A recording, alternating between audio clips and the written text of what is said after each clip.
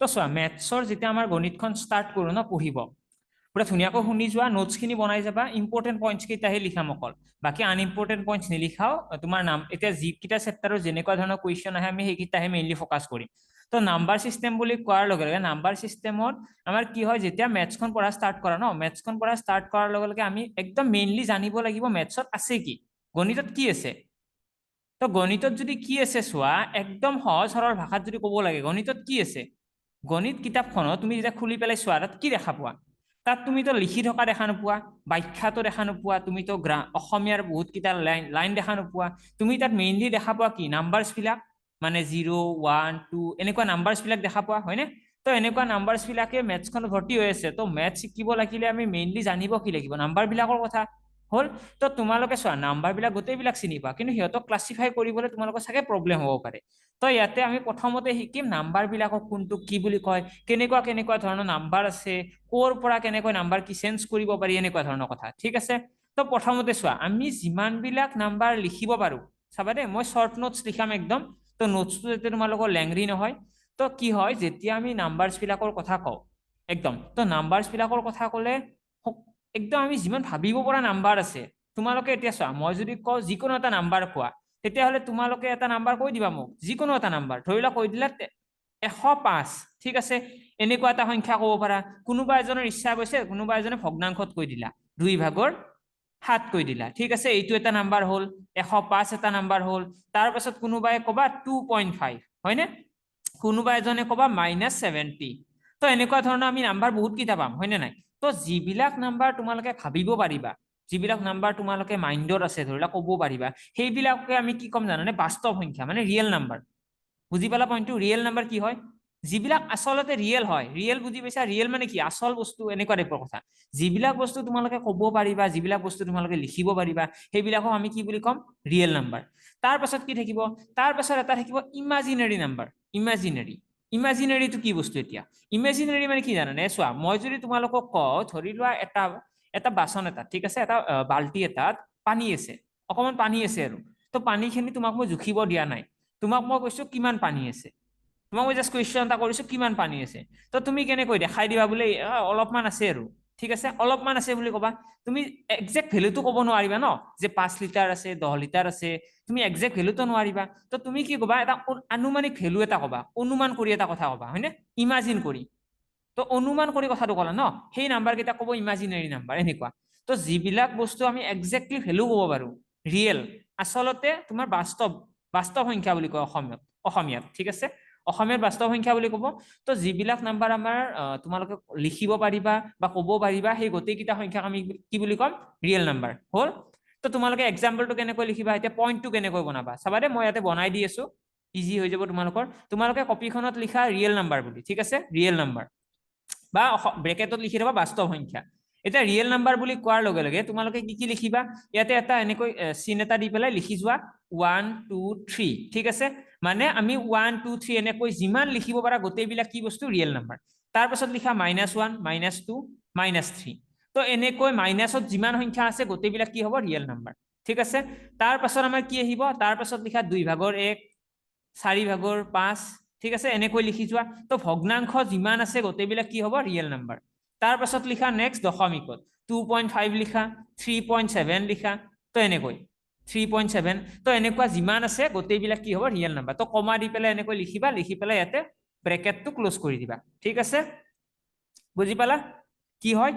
তো যাতে next time তোমালোকে এক্সামত যদি ধৰিলা তোমাক কুৱেশ্যন এটা দি দিয়ে এক্সামত ধৰিলা কেতিয়াবা পাই গলা যে তলৰ কোনটো এটা ৰিয়েল নাম্বাৰ তলৰ কোনটো এটা বাস্তৱ সংখ্যা তো মই ভাবো তোমালোকৰ প্ৰব্লেম নহয় তোমালোকে ইজিলি কি ক'ব পাৰিবা যে এইটো এটা ৰিয়েল নাম্বাৰ হয় নে নাই কাৰণ তোমালোকে ডাইৰেক্ট ভাবিবা যে এইটো সংখ্যা আমি লিখিব পাৰো নে নাই বা এইটো সংখ্যা আমি দেখি পেলাই কি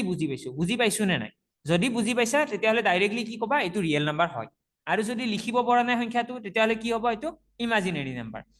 তো এডিআৰই বা আসাম পুলিচ হওক এইকেইটাৰ পাৰ্সপেক্টিভলে ক'বলৈ গ'লে ইমাজিনাৰী নাম্বাৰৰ কোনো ধৰণৰ কুৱেশ্যন নাহে তো চিন্তা কৰিব নালাগে ইমাজিনাৰী নাম্বাৰটো একদম এৰি দিব পাৰা ৰিয়েল নাম্বাৰটো মেইনলি ফ'কাছ কৰা ৰিয়েল নাম্বাৰত কি আছে তো এতিয়া চোৱা অকমান মন কৰা এই যে ৰিয়েল নাম্বাৰ বিলাক মই ক'লো ৰিয়েল নাম্বাৰত তোমালোকে দেখিছানে বহুত কেইটা সংখ্যা আছে নে 1 2 3 আছে মাইনাসও আছে হয়নে ভগ্নাংশ আছে দশমিকতো আছে তো ইয়াৰ পৰাই মানে ভাগ আহে তোমালোকে যদি মনত কৰা ক্লাছ 9 10ত ক্লাছ 9-10 মেথছত তোমালোকে দেখিছিলা 9-10 মেথছত প্ৰজ্ঞান আৰু প্ৰহেলিকা আছিল নে নাই প্ৰজ্ঞান আৰু প্ৰহেলিকাই কি কৰিছিলে নাম্বাৰছ বিলাক সজাইছিল হয়নে নাম্বাৰছ বিলাক কি কৰিছিলে তোমাৰ বেলেগ বেলেগ ভাগত ভগাই দিছিলে তো মই যদি কওঁ বেলেগ বেলেগ ভাগত কি ভগাইছিলে সিহঁতে কি কৰিছিল জানানে এই যে নাম্বাৰ কেইটা দেখিছা 1 2 3 4 এই কেইটা নাম্বাৰ যিটোকে গটা সংখ্যা তো এই কেইটা সংখ্যাৰ বেলেগ এটা নাম দিছিলে যিকেইটা নিগেটিভত আছে এইকেইটাৰ এটা বেলেগ নাম দিছিলে ভগ্নাংশত থকাখিনিৰ নাম দিছিলে ভগ্নাংশ পইণ্টটো বুজিলা দশমিকত থকাখিনিৰ নাম দিছিলে ডেচিমেল ঠিক আছে তো এনেকৈ গোটেইখিনি সংখ্যাৰ নাম দিছিলে তো আমি কি কৰিব লাগিব এই ৰিয়েল নাম্বাৰটোক এতিয়া ক্লাসিফাই কৰিব লাগিব যে ৰিয়েল নাম্বাৰৰ ভিতৰত কি কি সংখ্যা থাকে তাৰ পাছত নেক্সট পইণ্ট লিখা পজিটিভ নাম্বাৰ এক মিনিট ৰবা দেই এতিয়া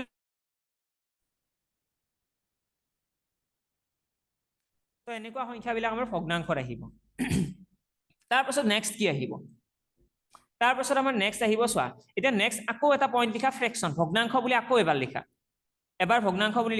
লিখিলা এবাৰ আকৌ এবাৰ ভগ্নাংশ বুলি লিখা এটা ভগ্নাংশৰ ভিতৰত কি জানে দুটা পইণ্ট থাকে দুটা বেলেগ বেলেগ টাইপৰ ভগ্নাংশও থাকে কি দুটা বেলেগ বেলেগ টাইপৰ তোমালোকে জানা মই দেখাই দিলে গম পাই যাবা চোৱা মই এটা ভগ্নাংশ দিব পাৰো তোমালোকৰ 7/1 ঠিক আছে এই ভগ্নাংশটোত মই এনেকৈ লিখিব পাৰো 7/5 হয়নে মই লিখিব পাৰো 7/4 মই লিখিব পাৰো এইকেইটা হৈছে ভগ্নাংশ কিন্তু মই যদি এনেকুৱা এটা সংখ্যা লিখি দিওঁ 7/9 পাৰো ন লিখিব এইটো এটা ভগ্নাংশ হয় তাৰ পাছত মই কি লিখিব পাৰিম 7/15 লিখিলো তো এই গোটেইবিলাক হৈছে ভগ্নাংশ কিন্তু কথাটো হ'ল কি এই যে মই তলত লিখিছো 7/9 আৰু 7/15 এই ভগ্নাংশটো আৰু ওপৰৰ ভগ্নাংশটোৰ মাজত কিবা পাৰ্থক্য আছে নে এইকেইটা ভগ্নাংশৰ মাজত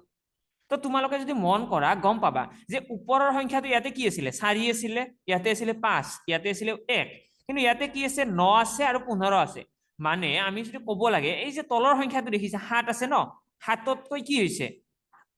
7তকৈ ওপৰৰ সংখ্যাটো ডাঙৰ তো কি হয় এই যে 7তকৈ ডাঙৰ আছে ওপৰটো তেতিয়া হলে ভগ্নাংশটোৰ নামটো চেঞ্জ হৈ যায় আৰু যদি ওপৰৰ সংখ্যাটো সৰু থাকে ঠিক আছে ওপৰৰ সংখ্যাটো যদি 7তকৈ তলৰ সংখ্যাটোতকৈ ওপৰৰ সংখ্যাটো যোনটো 4টো আছে এইটো যদি সৰু হয় তেতিয়া হলে ভগ্নাংশটোৰ নামটো আকৌ চেঞ্জ হৈ যায় পইণ্টটো বুজিলা তো তোমালোকে লিখা ভগ্নাংশৰ ভিতৰত লিখা প্ৰথমটো লিখা প্ৰকৃত ভগ্নাংশ ঠিক আছে প্ৰকৃত ভগ্নাংশ লিখা প্ৰপাৰ ফ্ৰেকশন ইংৰাজীতে লিখিব পাৰা তোমালোকে প্ৰপাৰ ফ্ৰেকশন নেক্সট লিখিবা যোগচিন দি পেলাই লিখিবা দেই কাৰণ চোৱা এই বস্তু যিকেইটা আছে মই গোটেইখিনি ইৰেজ কৰি পেলাই লিখি দি আছো ধৰি লোৱা তোমালোকক মই ক'লো ফ্ৰেকশন বুলি ফ্ৰেকশন মানে হৈছে ভগ্নাংশ তো ভগ্নাংশৰ ভিতৰত তিনিটা টাইপৰ ভগ্নাংশ থাকে তো মেইনলি প্ৰথমতে আহিব প্ৰপাৰ ফ্ৰেকশন হয়নে মই ক'লো অলৰেডি প্ৰকৃত আহিব তো প্ৰকৃতৰ পিছত নেক্সট কি আহিব প্ৰপাৰৰ পিছত এটা থাকে ইমপ্ৰপাৰ আৰু এই দুয়োটা বস্তু লগ হৈ পেলাই তো ফ্ৰেকশন আহিব ন তো সেইকাৰণে আমি যোগচিন দি পেলাই লিখিছো প্ৰপাৰ ফ্ৰেকশন থাকিব ইমপ্ৰপাৰ মানে হৈছে অপকৃত ভগ্নাংশ অপ্ৰকৃত ভগ্নাংশ ঠিক আছে অপ্ৰকৃত ভগ্নাংশ ইমপ্ৰপাৰ ফ্ৰেকশন তাৰ পিছত যোগ দি পেলাই লিখিবা মিক্সড ফ্ৰেকশন বুলি লিখিবা ঠিক আছে মিক্সড ফ্ৰেকশন তাৰ পিছত আহি যাব আমাৰ মিশ্ৰ ভগ্নাংশ বুজি পালা তো ভগ্নাংশৰ ভিতৰত আকৌ তিনিটা টাইপৰ ভগ্নাংশ আছে এটা আছে প্ৰপাৰ ফ্ৰেকশন প্ৰকৃত ভগ্নাংশ এটা আছে ইমপ্ৰপাৰ ফ্ৰেকশন অপকৃত ভগ্নাংশ আৰু এটা হৈছে মিক্সড ফ্ৰেকশন এইটো কি বুলি কয় মিশ্ৰ ভগ্নাংশ হল এই তিনিটা এটা কথাটো হল এই যে প্ৰপাৰ ফ্ৰেকশন আছে বা প্ৰকৃত ভগ্নাংশ এইটোতো এক্সাম্পল বিলাক তোমালোকে পাহৰি যাব পাৰা তো নেক্সট লাইনত লিখা প্ৰকৃত ভগ্নাংশ বুলি এটা লাইন এটা লিখা প্ৰকৃত ভগ্নাংশ বা প্ৰপাৰ ফ্ৰেকশন লিখা প্ৰপাৰ ফ্ৰেকশন বুলি লিখি পেলাই সমান চিন দি পেলাই এনেকৈ কেইটামান সংখ্যা লিখা 2/1 5/3 তো এনেকৈ সংখ্যা কেইটা লিখিবা যাতে ওপৰৰ সংখ্যাটো তলৰ সংখ্যাটোতকৈ সৰু হয় তোমালোকে নিজে এক্সাম্পল দি লোৱা দুটামান নিজৰ হিচাপত মন কৰিবা কেৱল তলৰ সংখ্যাটো কি হ'ব লাগিব ডাঙৰ হ'ব লাগিব ওপৰৰ সংখ্যাটোতকৈ হয়নে তো হৰটো কি হ'ব হৰটো লবটোতকৈ ডাঙৰ হ'ব হৰ বুলি কোনটোক কয় হৰ হৈছে তলত হয়নে হৰ তলত থাকিব আৰু লব ক'ত থাকিব লব থাকিব ওপৰত তো লবতকৈ হৰটো যদি ডাঙৰ হয় তেতিয়াহ'লে এইটোক আমি কি বুলি কওঁ প্ৰকৃত ভগ্নাংশ তাৰ পাছত আহিব আমাৰ ইমপ্ৰপাৰ ফ্ৰেকশন অপকৃত ভগ্নাংশ নেক্সট লাইনত লিখা ইমপ্ৰপাৰ বুলি লিখা নেক্সট লাইনত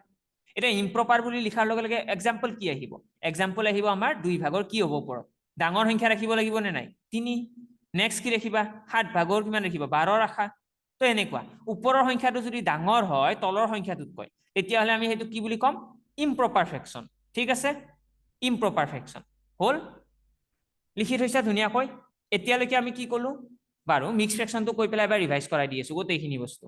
তো নেক্সট লিখা ইম্প্ৰপাৰ ফ্ৰেকশন আমাৰ হ'ল এতিয়া নেক্সট লিখা মিক্স ফ্ৰেকশন মানে বেলেগ একো নহয় এইটো এইটোক কয় মিশ্ৰ ভগ্নাংশ বুলি মিশ্ৰ ভগ্নাংশ মিক্স ফ্ৰেকশন ঠিক আছে মিক্স ফ্ৰেকশন মানে বেলেগ একো নহয় একদম সিম্পল বস্তু মিশ্ৰ ভগ্নাংশ তো মিশ্ৰ ভগ্নাংশ কি বস্তু চোৱা মিশ্ৰ শব্দটো শুনাৰ লগে লগে আমি গম পায়ে যাওঁ মিশ্ৰ মানে হৈছে মিক্স হৈ থাকিব হয়নে তো মিক্স হৈ থাকিব কিহৰ মিক্সাৰ এটা হৈছে ভগ্নাংশ আৰু এটা হৈছে গোটা সংখ্যাৰ মিক্সাৰ তোমালোকে সংখ্যা দেখিছা চাগে 2 সমস্ত 7 ভাগৰ 6 দেখিছা এনেকুৱা সংখ্যাবিলাকক আমি কি বুলি কওঁ মিশ্ৰ ভগ্নাংশ বুজিলা তো এক্সাম্পলত ইয়াতে লিখি দা 2 সমস্ত 5 ভাগৰ 3 কমা দি পেলাই লিখিবা 3 সমস্ত 7 ভাগৰ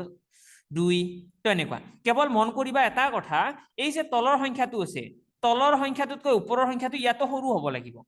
বুজিলা পইণ্টটো তলৰ সংখ্যাটোতকৈ ওপৰৰ সংখ্যাটো সৰু হ'ব লাগিব এতিয়া মই লগতে যদি কাৰোবাৰ ডাউট আছে মই এইখিনি কথাও কৈ দিও এই যে মিক্স ফ্ৰেকশনটো মই লিখিছো এইটো আমি ভগ্নাংশলৈকে লৈ যাব পাৰো কেনেকৈ লৈ যাম আমাৰ কাম থাকিব ইয়াতে কি জানানে তলত যোনটো আছে হৰ 5 আছে ন 5 টোক আমি 2 ৰ লগত পূৰণ কৰিব লাগিব এই সাইডত থকা সংখ্যাটোৰ লগত 2 ৰ লগত পূৰণ কৰিলে কি পাম 10 পামনে আৰু সেই সংখ্যাটোৰ লগত 3 টো যোগ হ'ব ওপৰৰ সংখ্যাটো বুজিলা আৰু তলত কি থাকিব তলত 5 থাকিব মানে আলটিমেটলি আমাৰ এনসাৰ কি হৈ যাব 13 5 ভাগৰ 13 বুজিছা তো মিশ্ৰ ভগ্নাংশৰ পৰা আমি ভগ্নাংশলৈকে লৈ যাব পাৰিম এনেকৈ কি কৰিব লাগে কাষৰ সংখ্যাটোৰ লগত পূৰণ কৰিব লাগে তলৰ সংখ্যাটো তো 7 3 গুণ 21 21 ৰ লগত 2 যোগ কৰিলে কি হ'ব 23 হ'ব তো 23/7 হৈ গ'ল তো এইখিনি হৈ গ'ল আমাৰ মিক্স ফ্ৰেকশনক কেনেকৈ কনভাৰ্ট কৰে বা মিক্স ফ্ৰেকশনৰ পৰা ভগ্নাংশলৈকে কেনেকৈ নিয়ে ঠিক আছে তাৰ পাছত আমাৰ কিছুমানৰ প্ৰবলেম থাকে মই এইটো দেখাই দিও কেতিয়াবা তোমালোকক দি দিব ধৰিলা কৈ দিলে 7 ভাগৰ 215 এই সংখ্যাটোক মিশ্ৰ ভগ্নাংশলৈকে লৈ যোৱা বহুতৰ প্ৰবলেম হয় তো কি কৰিবা জানানে যেতিয়া মিশ্ৰ ভগ্নাংশত লৈ যাব লাগে আমি কি কৰিম 7 ৰে 215 হৰণ কৰিব লাগিব নে নাই এই ভগ্নাংশটো মতে তো 215 হৰণ কৰি দিয়া 7 ৰে 215ক যদি 7 ৰে হৰণ কৰো কিমান বাৰ যাব 7 3 গুণ 21 কিমান ৰৈ গ'ল 5 ৰৈ গ'ল ঠিক আছে 7 ৰে 5ক কিমান বাৰ যাব 0 বাৰ যাব তো ইয়াতে 0 আহি গ'ল তো ইয়াতে 5 ৰৈ গ'ল হয়নে তো আমি ভগ্নাংশটো এনেকৈ লিখিম ওপৰত যোনটো আহিছে ন ভাজকটো লিখিম কাষত তাৰ পাছত আমি তলত লিখিম আচ্ছা ওপৰটো হৈছে ভাগফল ঠিক আছে কুৱেশ্যন বুলি লিখিব পাৰা মই অসমীয়াত অকমান প্ৰবলেম হৈ আছে দেই তো অকমান মিলাই ল'বা তো কুৱেশ্যন বুলি কয় অসমীয়াত টাৰ্মটো অসমীয়াত কয় ভাগফল বুলি ঠিক আছে ইংৰাজীত কুৱেশ্যন বুলি কয় কুৱেশ্যন তাৰপিছত এইটোক ক'ব তোমাৰ ভাজক বুলি তোমাৰ ডিভিডেণ্ড বুলি কয় তো ডিভিডেণ্ডটো আহিব তলত আৰু ৰিমাইণ্ডাৰটো আহিব ওপৰত তো ভাগশেষটো আহিব ওপৰত তো আমাৰ এনসাৰটো কি হৈ গ'ল 30 সমস্ত 7 ভাগৰ 5 এইবিলাক বস্তু এবাৰ দেখাই দিছো যদি কিবা ডাউট আছে তোমালোকে গম পাই যাবা এতিয়া নেক্সট কথাটো হ'ল নেক্সট আমি কি জানিব লাগিব চোৱা ভগ্নাংশৰ আমি যিবিলাক ভাগ আছিল গোটেইবিলাক শিকিলো এতিয়া আমাৰ ৰৈ গৈছে অকল কিহৰ আমাৰ ৰৈ গৈছে যিবিলাক ৰিয়েল নাম্বাৰৰ গোটা সংখ্যা আছিল গোটা সংখ্যাবিলাকৰ আমি ভাগ কৰা নাই হয়নে তো গোটা সংখ্যা মানে কি কিটাৰ কথা কৈছো 1 2 3 এইবিলাকো আছিল ন এই সংখ্যাবিলাকক ভগোৱা নাই তো প্ৰথমতে লিখা ইয়াতে স্বাভাৱিক সংখ্যা বুলি লিখা নেচাৰেল নাম্বাৰ স্বাভাৱিক সংখ্যা বুলি কোৱাৰ লগে কি হ'ব স্বাভাৱিক সংখ্যাবিলাক কোনবিলাক জানানে 1 ৰ পৰা ষ্টাৰ্ট কৰি পেলাই 1 ৰ পৰা ষ্টাৰ্ট কৰি 1 2 3 এনেকৈ যিমানবিলাক যোগাত্মক সংখ্যা আছে পজিটিভ নাম্বাৰ দেই পজিটিভ নাম্বাৰ যিমানবিলাক পজিটিভ নাম্বাৰ আছে যোগাত্মক সংখ্যা সেই গোটেইবিলাকক কি বুলি কয় নেচাৰেল নাম্বাৰ বুলি কয় বুজি পালা গোটেইবিলাকক কি বুলি ক'ব নেচাৰেল নাম্বাৰ বুলি ক'ব স্বাভাৱিক সংখ্যা হ'ল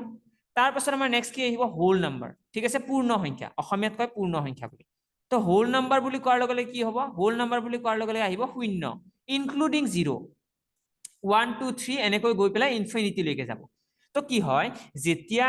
হোল নাম্বাৰ বুলি যেতিয়া কম ন হোল নাম্বাৰ আৰু নেচাৰেল নাম্বাৰৰ মাজত পাৰ্থক্য এইখিনিয়ে যে হোল নাম্বাৰত 0টো আহে কিন্তু নেচাৰেল নাম্বাৰত 0টো নাহিব ঠিক আছে তো যেতিয়া স্বাভাৱিক সংখ্যা বুলি কম তেতিয়া 0 নাথাকে যদি আমি পূৰ্ণ সংখ্যা বুলি কওঁ হোল নাম্বাৰ বুলি ক'লে কি হ'ব 0টো আহিব এইখিনি বস্তু মাইণ্ডত ৰাখিলে হ'ল তাৰ পাছত আমাৰ নেচাৰেল নাম্বাৰ হ'ল এতিয়া পূৰ্ণ সংখ্যা হ'ল নেক্সট লিখা যুগ্ম সংখ্যা লিখা ইভেন নাম্বাৰ এতিয়া যুগ্ম সংখ্যা কোনবিলাক তোমালোকে অলৰেডি জানা চাগে 2 4 6 এইবিলাক কি হয় 8 এই গোটেইবিলাক কি হয় যুগ্ম সংখ্যা হয়নে তো যুগ্ম সংখ্যা জানাৰ লগে নেক্সট কি আহিব অড নাম্বাৰ অযুগ্ম সংখ্যা কোনবিলাক অযুগ্ম সংখ্যা হৈছে 1 3 5 তো এনেকৈ গৈ থাকিব অযুগ্ম সংখ্যা তো অযুগ্ম সংখ্যাবিলাক আহিব আমাৰ 1 3 5 এনেকৈ গৈ থাকিব তো এইখিনি হ'ল আমাৰ যিবিলাক নাম্বাৰ আছিলে তোমাৰ ৰিয়েল নাম্বাৰৰ আমাৰ ইন্টিজাৰ তো এটা নেক্সট পাৰ্ট এটা বস্তু এটা লিখি থোৱা ইন্টিজাৰ বুলি লিখাছো এটা পইণ্ট এটা লিখা ইন্টিজাৰ মানে হৈছে অখণ্ড সংখ্যা ইন্টিজাৰৰ অসমীয়াটো হৈছে অখণ্ড সংখ্যা তো অখণ্ড সংখ্যা কোনবিলাক জানানে ইয়াতে লিখা -1 -2 -3 এনেকৈ ডট ডট দি দিয়া তাৰ পাছত লিখা 0 1 2 3 এনেকৈ ডট ডট দি দিয়া তো এই গোটেইবিলাক তো আমাৰ চোৱা দেই আমি তোমালোকে যদি মনত কৰিছা তেতিয়াহ'লে গম পাবা এটা সংখ্যা ৰেখা এডাল আছিলে আমাৰ ক্লাছ 7 8 পাইছিলা তোমালোকে ইয়াতে 0 থাকে ন তাৰ পাছত এইফালে কি আহে 1 আহে 2 আহে 3 আহে এইফালে কি আহে এইফালে আহে -1 -2 তো এই সংখ্যা ৰেখাডালত যিমান সংখ্যা লিখিব পাৰিবা সেই গোটেইবিলাক সংখ্যাকে আমি কি বুলি কওঁ অখণ্ড সংখ্যা বুলি কওঁ ইন্টিজাৰ বুজি পালা তো গোটেইবিলাক সংখ্যাক আমি একেলগে কি বুলি কম একেলগে অখণ্ড সংখ্যা বুলি কম এইখিনি হ'ল কথা তো ইন্টিজাৰ হ'ল তাৰ পাছত আমাৰ নেক্সট পইণ্ট কি জানিব লগা আছে নেক্সট পইণ্ট আমাৰ জানিব লগা আছে প্ৰাইম নাম্বাৰ কি হয় প্ৰাইম নাম্বাৰক অসমীয়াত ক'ব মৌলিক সংখ্যা বুলি ঠিক আছে প্ৰাইম নাম্বাৰক অসমীয়াত ক'ব মৌলিক সংখ্যা বুলি তো এটা মৌলিক সংখ্যা কোনকেইটা মৌলিক সংখ্যা হৈছে আমাৰ 1 মৌলিক সংখ্যা হয় জানো হয়নে নাই 1 মৌলিক সংখ্যা যদি হয় যদি তোমালোকে থাম্বছ আপ কৰি দিয়া আৰু নহয় যদি থাম্বছ আপ নালাগে চাই লওক কিমান জনে জানা 1 2 মৌলিক সংখ্যা হয়নে নাই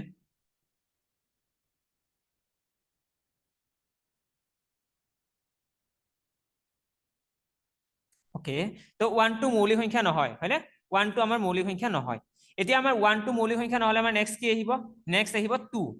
2 3 5 7 এনেকৈ গৈ পেলাই 11 এই সংখ্যাবিলাক হৈছে মৌলিক সংখ্যা এটা কথাটো হ'ল যিবিলাকে নাজানা মৌলিক সংখ্যা হয় কি তোমালোকৰ কাৰণে কনফিউজন হৈছে এটো মৌলিক সংখ্যা হয় নে নাই তো কথাটো হ'ল মৌলিক সংখ্যা হয় নে নাই আমি কেনেকৈ গম পাম তাৰ কাৰণে প্ৰচেছটো হৈছে যিবিলাক সংখ্যা অকল সেই সংখ্যাটোৰে হৰণ যায় আৰু লগতে একেৰে হৰণ যায় সেই সংখ্যাকেইটাক মৌলিক সংখ্যা বুলি কয় বুজি পালা পইণ্টটো যিবিলাক সংখ্যা তোমালোকে ব্ৰেকেটত ইয়াতে লিখি থব পাৰা যিবিলাক সংখ্যা একেৰে আৰু সেই সংখ্যাটোৰে হৰণ যায় তেতিয়াহ'লে সেই সংখ্যাটোক মৌলিক সংখ্যা বুলি কোৱা হ'ব এতিয়া এক্সাম্পল এই 7টো দেখিছা এই 7টোক মই যদি হৰণ কৰিব লাগে কিহেৰে হৰণ কৰিব পাৰিম চোৱাচোন একেৰে হৰণ কৰিব পাৰিম একেৰে হৰণ কৰিলে হৰণ যাব নেক্সট কিহেৰে হৰণ কৰিব পাৰিম হাতেৰে হৰণ কৰিব পাৰিম হয়নে তো আৰু তো বেলেগ সংখ্যাৰে হৰণ কৰিব নোৱাৰো তো সেই কাৰণে 7টো এটা কি হ'ব মৌলিক সংখ্যা বুজিলা পইণ্টটো তো এইখিনি হ'ল আমাৰ প্ৰাইম নাম্বাৰ তাৰ পাছত আমাৰ নেক্সট এটা ইম্পৰ্টেন্ট পইণ্ট এটা আছে দেই অপৰিমেয় সংখ্যা আৰু পৰিমেয় সংখ্যা ৰেচনেল নাম্বাৰ লিখাচোন পৰিমেয় সংখ্যা বুলি লিখা এইটো বহুত ইম্পৰ্টেন্ট পইণ্ট হয় কাৰণ চোৱা এতিয়ালৈকে মই যিমানখিনি দিলো তোমালোকক তাৰ ভিতৰত পৰিমেয় সংখ্যাৰ কুৱেশ্যন আহাৰ probability বহুত বেছি তোমাৰ পৰিমেয় সংখ্যাৰ ওপৰত কুৱেশ্যন আহাৰ সম্ভাৱনাটো বহুত বেছি তো ট্ৰাই কৰা বস্তুখিনি ভালকৈ ৰাখি থোৱা এইখিনি বুজি পোৱা তো পৰিমেয় সংখ্যা বুলি ক'লে কি হয় যিবিলাক সংখ্যা লিখি থোৱা ইয়াতে যিবিলাক সংখ্যা p/q আকাৰত প্ৰকাশ কৰিব পাৰি লগতে q not equals to 0 যিবিলাক সংখ্যাক p/q আকাৰত প্ৰকাশ কৰিব পাৰি আৰু q not equals to 0 ইয়াতে বুজিব লগা একো নাই একদম সিম্পল বস্তু যে যদি এটা সংখ্যা আমি ভগ্নাংশত লিখো যেনেকৈ 7/5 এইটো সংখ্যা ভগ্নাংশত লিখিছোনে মই আৰু এই ভগ্নাংশটোৰ যদি তলৰ সংখ্যাটো শূন্য নহয় শূন্য হ'ব নোৱাৰিব কিন্তু যদি শূন্য নহয় তেতিয়াহ'লে এইটো হৈছে আমাৰ কি সংখ্যা পৰিমেয় সংখ্যা বুজি পালা পইণ্টটো এইটো সংখ্যা কি সংখ্যা হৈ যাব পৰিমেয় সংখ্যা এতিয়া সেই হিচাপত ক'বলৈ গ'লে মই যদি তোমালোকক সুধো 10টো পৰিমেয় সংখ্যা হয় নে নাই তেতিয়াহ'লে কি ক'বা 10টো পৰিমেয় সংখ্যা হয় নে নাই তো এইটো কুৱেশ্যন কৰিলে কোৱাচোন কিমান জনৰ মতে 10টো পৰিমেয় সংখ্যা হয় আৰু কাৰ মতে নহয় যদি হয় থাম্বছ আপ কৰি দিয়া 10টো পৰিমেয় সংখ্যা হয় যদি পৰিমেয় সংখ্যা হয় নে নাই ওকে হয় মেক্সিমামে আনসাৰ দিছে তো 10টো আমাৰ একচুয়ালি পৰিমেয় সংখ্যা হয় কিয়নো চোৱা 10টোৰ তলত একো নাই মানে কি আছে ইয়াতে তলৰ এটা 1 এটা আছে হয়নে তো আমাৰ যিবিলাক তোমাৰ ইন্টিজাৰ লিখিছিলো মই ইন্টিজাৰ বুলি অকমান আগত কৈছিলো অখণ্ড সংখ্যা সেই যিমানবিলাক অখণ্ড সংখ্যা আছে সেই অখণ্ড সংখ্যাবিলাক কি আছে যিমানবিলাক অখণ্ড সংখ্যা আছে মানে 1 2 3 4 এই গোটেইবিলাক সংখ্যাই কি সংখ্যা পৰিমেয় সংখ্যা হয়নে লগতে যিমানবিলাক ভগ্নাংশ লিখিছিলো ভগ্নাংশ মই তোমালোকক যিমানবিলাক ভগ্নাংশ দিছিলো সেই গোটেইবিলাক ভগ্নাংশ এটা এটা কি হ'ব পৰিমেয় সংখ্যা এটা কথাটো হ'ল পৰিমেয় সংখ্যা বহুত বেছি মনত কেনেকৈ ৰাখিবা পসিবল নহয় ন বহুত বেছি আছে পৰিমেয় সংখ্যা কেতিয়াবা তোমাৰ এক্সামত কনফিউজন হৈ যাব তো তাৰ কাৰণে আমাৰ হাতত ধুনীয়া এটা অপচন আছে নেক্সট পইণ্টত লিখা অপৰিমেয় সংখ্যা কিন্তু বহুত কম দেই অপৰিমেয় সংখ্যা একদম নাই বুলিয়ে ক'ব পাৰা ইৰেচনেল নাম্বাৰ অপৰিমেয় সংখ্যা এটা অপৰিমেয় সংখ্যা কি হয় তো পৰিমেয় ৰুলটাতো অপৰিমেয় হয়নে কথাটো এনেকুৱা যিবিলাক সংখ্যা পৰিমেয় নহয় সেইবিলাকক অপৰিমেয় বুলি কয় ইৰেচনেল নাম্বাৰ তো কথাটো হ'ল এতিয়া অপৰিমেয় সংখ্যাৰ এক্সাম্পলত আমি কি লিখিম জানানে এটা সিম্পলি লিখি থোৱা পাই বুলি লিখা তাৰ পাছত লিখা নন পাৰফেক্ট ৰুট বুলি লিখা এইটো পইণ্ট লিখাৰ লগে লগে তোমালোকে গোটেইবিলাক বস্তু বুজি পাই যাবা নন পাৰফেক্ট ৰুট বা অসমীয়াত লিখিলে যিবিলাক সংখ্যাৰ বৰ্গমূল উলিয়াব নোৱাৰি এই লাইনটোৰ অসমীয়া যদি লিখিব বিচৰা যিবিলাক সংখ্যাৰ বৰ্গমূল উলিয়াব নোৱাৰি এতিয়া মই তোমালোকক এটা কুৱেশ্যন এটা সুধিছো √4 এনসাৰ কিমান হ'ব কোৱাচোন কমেন্ট বক্সত দি দিয়া √4 এনসাৰ কিমান হ'ব √4 বুলি ক'লে কি আহিব এনসাৰ সকলোৱে জানা আই হোপ √4 দেন তোমাক দি দিলো মই √16 কি আহিব এনসাৰ √4 2 আহিছে বাৰু তো কথাটো হ'ল এতিয়া চোৱা √4 এনসাৰটো আহিছে 2 মানে মই যদি √4 এনসাৰ ওলাব লাগে আমাৰ 2 আহিব যদি 16 ওলাও তেতিয়াহলে ইয়াতে আহিব 4 হয়নে তো কথাটো হ'ল কিছু যদি মই তোমালোকক সুধি দিও √5 এনসাৰ কি ওলাব কোৱাচোন কিমান জনে এইটোৰ এনসাৰ জানা কোনোবাই জানা নেকি যদি নাজানা থাম্বস আপ কৰি দিয়া যদি জানা নালাগে কমেন্ট বক্সত এনসাৰটো দি দিয়া √5 √5 এনসাৰ নাজানা তো মানে এই √5 কি বস্তু জানানে √5 আমি বৰ্গমূল উলিয়াব নোৱাৰো একচুৱেলি পইণ্টটো বুজিলা √5 বৰ্গমূল উলিয়াবই নোৱাৰো তো সেইকাৰণে এইটোক আমি কি বুলি কম নন পাৰফেক্ট ৰুট বুজিলা নন পাৰফেক্ট ৰুট বুলি কম তো নন পাৰফেক্ট ৰুট হ'ল নে এইটো তো যিবিলাক সংখ্যাৰ বৰ্গমূল উলিয়াব নোৱাৰি সেই সংখ্যাবিলাককে মই কি বুলি ক'লো অপৰিমেয় সংখ্যা বুলি ক'লো নে নাই ক'লো অপৰিমেয় সংখ্যা আৰু লগতে মই কাক অপৰিমেয় বুলি কৈছো পাই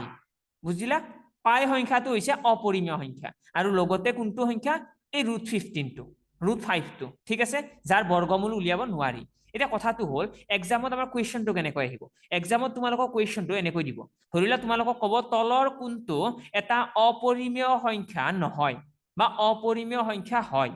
বুজিলা পইণ্টটো তলৰ কোনটো এটা অপৰিমেয় সংখ্যা হয় মই অপচন এ দি দিলো √15 অপচন বি দি দিলো পাই অপচন সি দি দিলো মই তোমালোকক √7 এণ্ড অপচন ডি দি দিলো মই তোমালোকক 10 বা ইয়াতে দি দিলো 15 দি দিলো ঠিক আছে এইকেইটা সংখ্যা দিলো দি পেলাই মই তোমালোকক সুধিলো তলৰ কোনটো এটা অপৰিমেয় সংখ্যা নহয় তলৰ কোনটো এটা অপৰিমেয় সংখ্যা নহয় এইটো কুৱেশ্যন আহি গ'ল তো ইয়াৰ কাৰণে তোমালোকে অপৰিমেয় সংখ্যাবিলাক মনত ৰাখিব নালাগে ঠিক আছে তোমালোকে জাস্ট অপৰিমেয় কেইটা মনত ৰাখা তো ইয়াতে যদি চোৱা তোমালোকে √15 বৰ্গমূল আহিব জানো কিবা ইয়াৰটো বৰ্গমূল নাহে তো সেইকাৰণে এই অপচনটো হ'বই নোৱাৰে পাইটো তো মই অলৰেডি কৈ দিলো এইটো তোমালোকে মুখস্থই ৰাখিবা যে পাইটো এটা অপৰিমেয় সংখ্যা তো পাইটো এনসাৰটো নহয় √7 বৰ্গমূল আহিব জানো নাহে তো এইটো এটা অপৰিমেয় সংখ্যা এটা থাকি গ'ল 15 অকল তো 15টো কি হৈ যাব পৰিমেয় সংখ্যা বুজি পালা পইণ্টটো এইখিনিয়ে বস্তু তাৰ পাছত এক্সামত কি আহিব পাৰে তাৰ পাছত এক্সামত তোমালোকক কি কুৱেশ্যন কৰিব কেতিয়াবা এনেকৈ দিয়ে যে দি দিলে ইয়াতে 15 যোগ দি দিলে √2 দি পেলাই সুধিলে এইটো এটা অপৰিমেয় সংখ্যা হয় নে নাই বুজিছা এইটো এটা অপৰিমেয় সংখ্যা হয় নে নাই এইটো কুৱেশ্যন কৰি দিব তো এই ক্ষেত্ৰতো আমি একদম কনফিউজন হোৱাৰ প্ৰয়োজন নাই এইটো এটা অপৰিমেয় সংখ্যা হয় কিয়নো ইয়াতে √2 আছে নে নাই আৰু √2 থাকিলে মানে কি ইয়াততো বৰ্গমূল আহিব নোৱাৰে মানে এই গোটেইখিনিয়ে কি হৈ যাব ইৰেচনেল বুজিলা পইণ্টটো তো অপৰিমেয় সংখ্যাটো মই কিহৰ কাৰণে কৈ আছো ইমানখিনি টাইম কোৱাৰ ৰিজনটো এইটোৱে অপৰিমেয় সংখ্যাৰ ওপৰত কুৱেশ্যন অহাৰ সম্ভাৱনা বহুত বেছি সেইকাৰণে ভালকৈ শুনি লোৱা অপৰিমেয় সংখ্যা কি হয় অপৰিমেয় সংখ্যা হৈছে কিবিলাক এটা হৈছে পাই আৰু এটা হৈছে নন পাৰফেক্ট ৰুট মানে যিবিলাক সংখ্যাৰ বৰ্গমূল উলিয়াব নোৱাৰি হ'ল এইখিনি ক্লিয়াৰ একদম এইখিনিতে আমাৰ তোমাৰ যিবিলাক নাম্বাৰছৰ কথা জানিব লগা আছিল আমাৰ গোটেইখিনি অলমোষ্ট খতম হ'ল আমাৰ এডিআৰিৰ পইণ্ট অফ ভিউৰে যিমানখিনি জানিব লগা আছিল গোটেইখিনি খতম বা আসাম পুলিচ যিয়ে নহওক তো এতিয়া নেক্সট কথা আহিব আমি কি শিকিব লগা আছে ইয়াতে আৰু ইয়াৰে পাছত আমাৰ আহিব ডিভিজিবিলিটি ৰুল চোৱা দেই ডিভিজিবিলিটি ৰুল এটা বহুত বেছি ইম্পৰ্টেণ্ট পইণ্ট এই চেপ্টাৰটোৰ ডিভিজিবিলিটি ৰুল এইটো কি হয় বেলেগ একো নহয় হৰণৰ নিয়ম ডিভিজিবিলিটি ৰুল হৰণৰ নিয়ম মানে যিকোনো এটা সংখ্যা হৰণ কৰিব লাগিলে আমি আজি চোৱা দেই আজি আমি থিয়ৰী ক্লাছ কৰিম নাম্বাৰ সিস্টেমৰ থিয়ৰী ক্লাছটো আজি গৈ লওঁ তাৰপিছত আমি নেক্সট দিনা কুৱেশ্যন সলভ কৰিম পুৰা ভালকৈ তোমালোকৰ যিবিলাক কুৱেশ্যন অহাৰ সম্ভাৱনা আছে গোটেইখিনি কৰিম বাকী এটা দুটা কুৱেশ্যন আজিও লাষ্টৰ পিনে কৰিম বাকী আজি জাষ্ট থিয়ৰী ক্লাছটো কমপ্লিট কৰি লোৱা তেতিয়া নেক্সট ক্লাছত কুৱেশ্যনবিলাক তোমালোকে কৰিব পাৰিবা টেনশ্যন নাই একদম তো ডিভিজিবিলিটি ৰুল মানে হৰণৰ নিয়ম এতিয়া হৰণৰ নিয়মবিলাক কিয় শিকিব লাগিল হয় না কথাটো তো ধৰি লওঁ মই তোমালোকক এটা নাম্বাৰ এটা দিলো 5794321 762 ঠিক আছে এই নাম্বাৰটোক মই তোমালোকক কলো এই নাম্বাৰটো 2 ৰে হৰণ কৰিব লাগে এই নাম্বাৰটোক 2 ৰে হৰণ যাবনে নাই তোমালোকে যদি 10 সেকেন্ডৰ ভিতৰত বা 5 সেকেন্ডৰ ভিতৰত এনসাৰ দিব লাগে তেতিয়াহলে তোমালোকে শিকিব লাগিব পইণ্টটো হৰণ যায় নে নাই আৰু যদি এনসাৰ তোমালোকে ভাবিছা কৰি চাই পেলাই দিম তেতিয়াহলে বহুত টাইম লাগি যাব পইণ্টটো বুজিছা তো এনসাৰটো দিয়াৰ কাৰণে আমি কি কৰিম আমি শৰ্ট ট্ৰিক শিকিবই লাগিব তো শৰ্ট ট্ৰিক বুলি নকওঁ ইয়াতে হৰণৰ নিয়ম জাস্ট হৰণৰ নিয়মটো যাব লাগিব চাব লাগিব তো হৰণৰ নিয়মৰ আমি এইবিলাক বস্তু শিকিম যে এটা নাম্বাৰ এটা হৰণ যায় নে নাই ডাইৰেক্টলি চাই পেলাই ক'ব পাৰিম নে নাই ঠিক আছে তো প্ৰথমতে লিখা ডিভিজিবিলিটি ৰুল বুলি লিখি লোৱা বা হৰণৰ নিয়ম বুলি লিখি লৈ পেলাই লিখা 2 বুলি লিখা লিখি পেলাই ইয়াতে ইমপ্লাইজ এটা দিয়া দি পেলাই নোটছটো বনোৱা এনেকৈ সকলো যুগ্ম সংখ্যা 2 ৰে হৰণ যায় all even numbers are divisible by 2 সকলো যুগ্ম সংখ্যা 2 ৰে হৰণ যায় ঠিক আছে সকলো যুগ্ম সংখ্যা 2 ৰে হৰণ যায় all even numbers are divisible by 2 এটা যুগ্ম সংখ্যা যিমান আছে সববিলাক যুগ্ম সংখ্যা কি হ'ব 2 ৰে হৰণ যাব এতিয়া মই তোমালোকক এই যে ৰিসেন্টলি এটা নাম্বাৰ এটা দিছিলো সেই নাম্বাৰটো কি সংখ্যা চোৱাচোন সেই নাম্বাৰটো কি সংখ্যা আছিল এই নাম্বাৰটোৰ লাষ্টত কি আছে মন কৰা লাষ্টত কি আছে 2 আছে নে নাই লাষ্টত 2 আছে মানে এটো কি সংখ্যা হ'ব যুগ্ম সংখ্যা হ'ব তো সেই কাৰণে আমি কি কম এই সংখ্যাটোক 2 ৰে হৰণ যাব ঠিক আছে এই সংখ্যাটো কি হ'ব 2 ৰে হৰণ যাব আমি জাস্ট লাষ্টৰ সংখ্যাটো চালে হয় কাৰণ এতিয়া চোৱা যদি এটা সংখ্যা যুগ্ম সংখ্যা হ'ব লাগে তেতিয়াহলে লাষ্টৰ সংখ্যাটো কি হ'ব লাগিব আইদাৰ 0 অৰ কি হ'ব লাগিব অৰ 2 হয়নে 0 বা 2 হ'ব লাগিব 0 2 4 6 8 হয়নে এই পাঁচটা সংখ্যাৰ বাহিৰে বেলেগ যদি এককৰ ঘৰত থাকে তেতিয়াহলে আমি কি কম সেইটো যুগ্ম সংখ্যা নহয় আৰু যুগ্ম সংখ্যা বিলাকে কি হয় 2 ৰে হৰণ যায় এইখিনিয়ে কথা তাৰ পাছত নেক্সট লিখা 3 ৰে ডিভিজিবিলিটি ৰুল 3 লিখা 3 কাৰণে লিখাৰ নেক্সট ৰুলটো তো 3 কাৰণে কি আহিব যদি এটা সংখ্যাৰ লিখা লাইনটো যদি এটা সংখ্যাৰ অংক কেইটাৰ যোগফলক যদি এটা সংখ্যাৰ অংক কেইটাৰ যোগফলক 3 ৰে হৰণ যায় যদি এটা সংখ্যাৰ অংক কেইটাৰ যোগফলক 3 ৰে হৰণ যায় তেতিয়াহলে সংখ্যাটো 3 ৰে হৰণ যাব ঠিক আছে if some of the digits are divisible by 3 then the number will be divisible by 3 ঠিক আছে যদি এটা সংখ্যাৰ অংক কেইটাৰ যোগফলক 3 ৰে হৰণ যায় তেতিয়াহলে সংখ্যাটো 3 ৰে হৰণ যাব ঠিক আছে তো sum of the digit বুলি কৈছে আমাক sum of the digit অংক কেইটাৰ যোগফল বুলি কৈছে নে নাই তো অংক কেইটাৰ যোগফল বুলি কোৱাৰ লগে আমি কি চাম আমি এটাই বস্তু চাম ধৰিলা মই তোমালোকক এটা এক্সাম্পল এটা দিলো 2 6 7 5 4 এই সংখ্যাটোক 3 ৰে হৰণ যায় নে নাই মই চাব গলো তো তোমালোকে কি কৰিবা তোমালোকে এই যে সংখ্যাটোৰ অংক কেইটা আছে অংক কেইটা যোগ কৰিব লাগিব যে 2 যোগ 6 যোগ কি হ'ব 7 যোগ কি কৰিবা 5 আৰু যোগ কি হ'ব 4 আৰু যোগ কৰাতে কিমান পাইছা ইয়াতে চোৱাচোন যোগ কৰি পেলাই তো আহিব আমাৰ 6 6 4 10 20 and 24 24 আহিব তো 24ক 3 ৰে হৰণ যাব নে নাই যাব তো আমি কি কম 3 ৰে 24 কিমান বাৰ যায় 8 বাৰ যায় মানে এই সংখ্যাটোক কি হয় 3 ৰে হৰণ যাব বুজিলা পইণ্টটো তো ডাইৰেক্টলি আমাৰ এটা লাইনতে এনসাৰ আহিব তেতিয়া আমি কি কম এই যোনটো সংখ্যা আছে 26754 এই সংখ্যাটোক 3 ৰে হৰণ যাব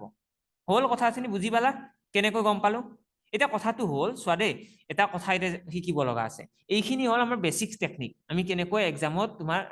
কৰিব লাগে কিন্তু আমি একচুয়ালি এনেকৈ নকৰো আমি আৰু শৰ্ট ট্ৰিক ইউজ কৰিম এনেকুৱা নহয় যে শৰ্ট ট্ৰিকটো বহুত বেছি টান তোমালোকে এই হৰণ কৰাৰ মই যোনটো টেকনিক শিকাই দি আছো ন এই টেকনিকটো বহুত কামত আহিব দেই তো ভালকৈ শিকি লোৱা আমি এই সংখ্যা কেইটা যে আছে অংক কেইটা আমি যোগ কৰি নলও গোটেই কেইটা যোগ কৰাৰ কোনো ধৰণৰ প্ৰয়োজন নাই আমি ধুনীয়াকৈ বেলেগ টেকনিক আছে আমাৰ আমি টেকনিকত কৰিব পাৰিম টেকনিকটো কেনেকুৱা এতিয়া চোৱা 3 ৰে মই হৰণ যায় নে চাব লাগে নে এইটো সংখ্যা চাব লাগে তো তুমি কি কৰিবা চোৱা এই অংক কেইটা যে আছে অংক কেইটা দেখিছা অংক কেইটা যোগ কৰি পেলাই যোগ কৰিবা যোগ কৰাৰ পাছত যদি 3 ৰে হৰণ যোৱা সংখ্যা এটা পোৱা লগে লগে কাটি দিবা কি কৈছো বুজা নাই ন মই কৰি দেখাই দি আছো চোৱা এই যে 6 টো দেখিছা 6 টোক 3 ৰে হৰণ যাব নে নাই যাব তো 6 টোক মই ডাইৰেক্টলি কাটি দিলো এটো যোগ কৰাৰ প্ৰয়োজন নাই 6 টোক 3 ৰে হৰণ যাব তো 6 টো কাটি দিলো এতিয়া মই কোৱা 2 টোক 3 ৰে হৰণ যাব জানো 7 টোক যাব জানো নাযায় ন তো 7 আৰু 2 টোক যোগ কৰাছো কিমান হ'ব 7 যোগ 2 কৰিলে কি হয় 9 হ'ব আৰু 9 সংখ্যাটোক 3 ৰে হৰণ যায় নে নাই যাব তো 7 যোগ 2 তো দুয়োটা কাটি দিয়া মানে 7 যোগ 2 9 হৈছে ন 9 টোক তো 3 ৰে হৰণ যায় তো আমি ডাইৰেক্টলি কাটি দিছো এই দুটা তাৰ পাছত থাকিল 5 আৰু 4 5 কত 5 সংখ্যাটোক 3 তো হৰণ নাযায় বা 4 সংখ্যাটোকো নাযায় কিন্তু যদি 5 যোগ 4 কৰা হয় তেতিয়া কি হ'ব 5 এ 4 কি হয় 9 হয় আৰু 9 3 যায় নে নাই যাব মানে এই সংখ্যা দুটাকো 3 যাব এতিয়া আমি দেখিছো ওপৰত কিবা ৰৈ গৈছে জানো ৰৈটো একো যোৱা নাই মানে ওপৰৰ সংখ্যাটোক 3 হৰণ যাব কেনেকুৱা লাগিল টেকনিকটো বুজি পাইছা যদি থাম্বছ আপ কৰি দিয়াচোন টেকনিকটো বুজি পাইছা যদি থাম্বছ আপ কৰি দিয়া আৰু কাৰোবাৰ ডাউট আছে যদিও হে কৰি দিয়া মেছেজ কৰি দিয়া তো একদম ভাল মেথড হয় এইটো আমি সংখ্যাবিলাক যোগ কৰি থকাৰ প্ৰয়োজন নাই আমাৰ টাইমটো বহুত সেভ হয় তেতিয়া আমি চাই পেলাই কৈ দিব পাৰো যে এনসাৰ আহিব নে নাই ওকে বঢ়িয়া তো এতিয়া কথাটো হ'ল নেক্সট মই এটা এক্সাম্পল দি দিওঁ নেক্সট আৰু এবাৰ কৈ আছো আৰু এবাৰ তো ধৰি লোৱা এটা নাম্বাৰ এটা দি দিলো মই 7 6 9 4 5 3 2 1 5 এইটো এটা সংখ্যা দিলো এই সংখ্যাটোক 3 ৰে হৰণ যায় নে নাই আমাক চেক কৰিব দিলে এক্সামত ঠিক আছে তো আমি কি কৰিম জানানে 3 ৰে হৰণ যোৱা যিকেইটা সংখ্যা আছে আমি ডাইৰেক্টলি সেই সংখ্যাকেইটা কাটি দিম এৰে 6 টোক 3 ৰে যাব নে নাই যাব কাটি দিয়া 9 টোক যাব কাটি দিয়া নেক্সট কাক যাব 3 টোক যাব কাটি দিলো তো মই যিকেইটা সংখ্যা 3 ৰে হৰণ যায় মই গোটেইকেইটা সংখ্যা ইয়াৰ পৰা কি কৰিলো কাটি দিছো ঠিক আছে এতিয়া কথাটো হ'ল নেক্সট যিকেইটা নোযোৱা সংখ্যা আছে এইকেইটা আমি কি কৰিম যোগ কৰিম আৰু যদি 3 ৰ গুণিতক পাও ডাইৰেক্টলি কাটি দিম তো চোৱা 5 আৰু 1 যোগ কৰিলে কি হয় 5 আৰু 1 যোগ কৰিলে 6 পাম ঠিক আছে 5 আৰু 1 যোগ কৰি দিলে 6 পালো তো 6 টোক আমি ডাইৰেক্টলি কাটি দিলো তাৰ পাছত আমি কি পাম 5 আৰু 4 যোগ কৰিলে 9 হ'ব 9 পাম তো ডাইৰেক্টলি কাটি দিলো 7 আৰু 2 যোগ কৰিলে কি হ'ব 9 হ'ব নে নাই তো আমি গোটেইকেইটা সংখ্যা গম পালো গোটেইকেইটা সংখ্যা কাট খাই গ'ল মানে ওপৰৰ যোনটো সংখ্যা আছিল এই সংখ্যাটো 3 ৰে হৰণ যাব বুজিলা সংখ্যা টেকনিকটো আমি জাস্ট সংখ্যাকেইটা যোগ কৰিব লাগে যোগ কৰাৰ পাছত যদি 3 ৰে হৰণ যোৱা সংখ্যা হয় তেতিয়াহ'লে ডাইৰেক্টলি কাটি দিম সেইখিনি আমাৰ হল টেকনিক তাৰ পাছত নেক্সট লিখা 4 4ৰ কাৰণে লিখা 4ৰ নিয়মটো লিখা 4ৰ হৰণৰ নিয়ম 4ৰ ৰুলটো হ'ব আমাৰ যদি এটা সংখ্যাৰ শেষৰ অংক দুটা যদি এটা সংখ্যাৰ শেষৰ অংক দুটা যদি এটা সংখ্যাৰ শেষৰ অংক দুটা 4ৰে হৰণ যায় তেতিয়াহ'লে সংখ্যাটো 4ৰে হৰণ যাব এইখিনিয়ে কথা যদি এটা সংখ্যাৰ শেষৰ অংক দুটা মানে এই দুটা অংকৰ কথা কৈছো শেষৰ অংক দুটা 4ৰে হৰণ যায় তেতিয়াহ'লে সংখ্যাটো 4ৰে হৰণ যাব এইখিনিয়ে কথা হল তো এতিয়া চোৱা এতিয়া এই যদি সংখ্যাটোৰ ফালে মন কৰো এই সংখ্যাটো লাষ্টৰ সংখ্যা দুটা কি আছে 84 আছে তো 84ক যদি 4ৰে হৰণ কৰো কি হ'ব হৰণ যাব নে নাই চেক কৰাচোন 84ক 4ৰে হৰণ কৰা 4 2 গুণ 8 4 1 গুণ 4 মানে হৰণ গৈছে যেহেতু 4ৰে হৰণ গৈছে 84 তো আমি কি কম এই গোটেই সংখ্যাটোকে কি হ'ব 4ৰে হৰণ যাব হল ক্লিয়াৰ একদম ইজি লাগিছে নে গোটেইখিনি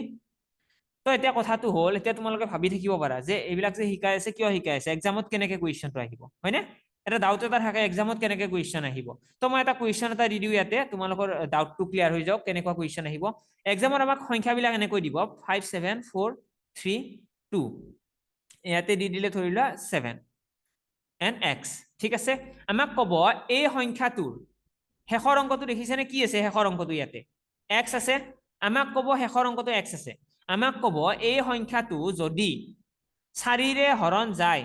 চোৱাৰে কুৱেশ্যনটো চাই লও ভালকৈ মই কৈ দিওঁ লিখিও ল'ব পাৰা তোমালোকে যদি লিখা যদি এই সংখ্যাটোক 4ৰে হৰণ যায়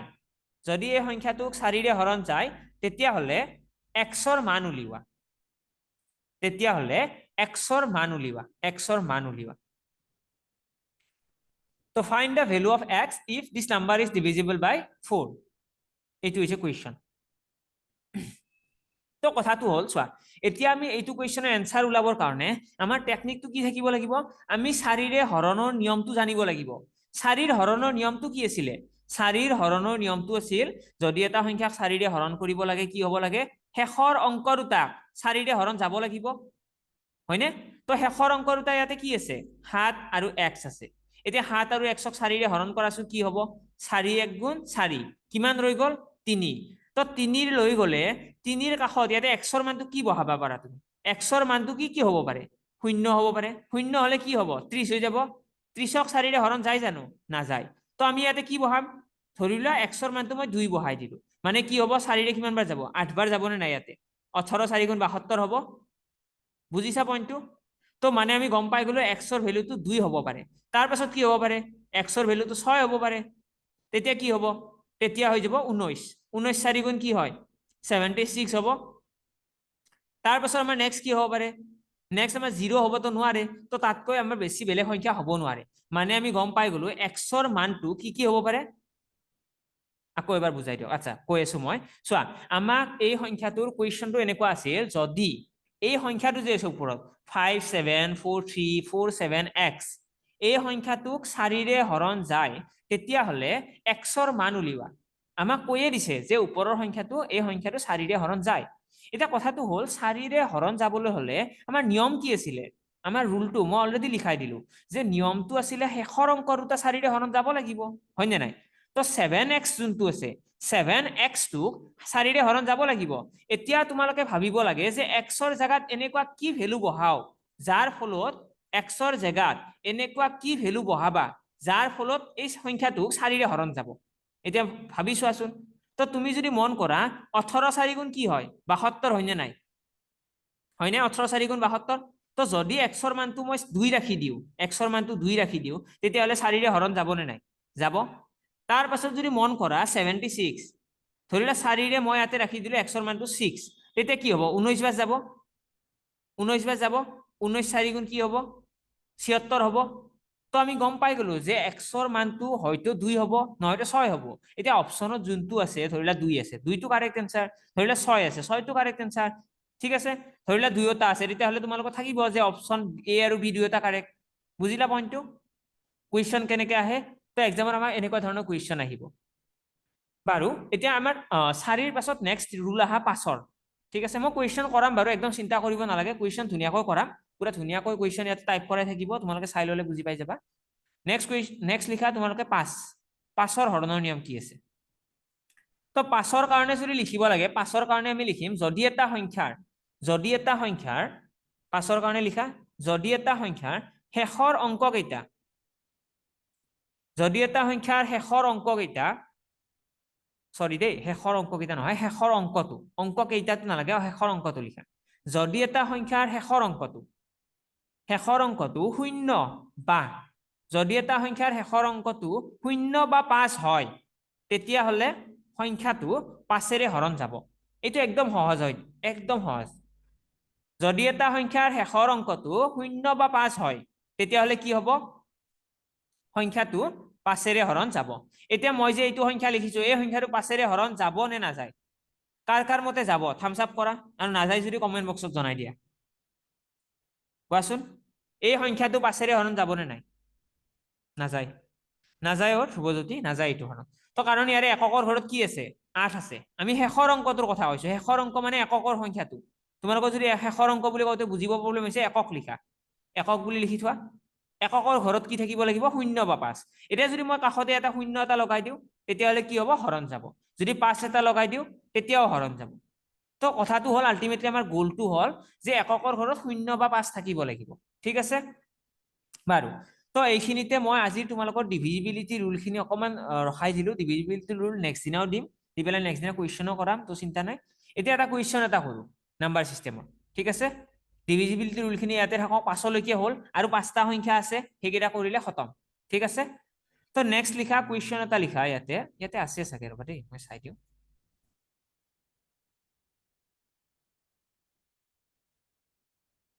আছে ঠিক আছে বাৰু এইটো চোৱা এইটো কুৱেশ্যন এটা চোৱাচোন এই কুৱেশ্যনটোৰ ফালে মন কৰা এই কুৱেশ্যনটো যোৱাবাৰ আমাৰ হেল্থৰ পৰীক্ষাত আহি গৈছে তো ভালকৈ মন কৰা